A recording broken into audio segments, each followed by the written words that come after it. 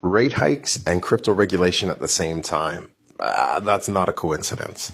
Okay, so in the last video, I broke down how Japan plans to reclassify XRP under its Financial Instruments and Exchange Act, which is essentially elevating it from a settlement token to a regulated financial product.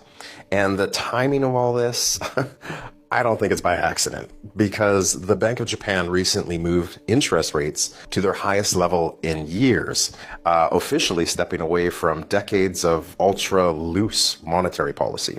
And I think that signals something big. Japan believes its financial system is now stable enough to normalize. And when a country transitions from zero rates to tightening policy, it can't introduce chaos. It has to introduce structure. Higher rates strengthen banks' balance sheets, which will attract more capital into domestic markets. And that will increase the demand for regulated investment products. So why formalize XRP regulation at the same time? Well, it's because when capital flows increase, regulators want clarity. Unclear assets, well, they create volatility. Clear assets attract institutional participation. Japan isn't embracing crypto. It's integrating select digital assets into a framework that banks, asset managers, and pension funds understand. And that reduces systemic risk. And if Japan wants to remain competitive in the global financial markets, especially as digital settlement rails evolve, it can't afford to leave digital assets in the gray zone, right? And by regulating XRP under financial law, they will now create more investor protections, clear institutional pathways, and clarity on taxes and compliance standards. I feel I talk too much about compliance lately.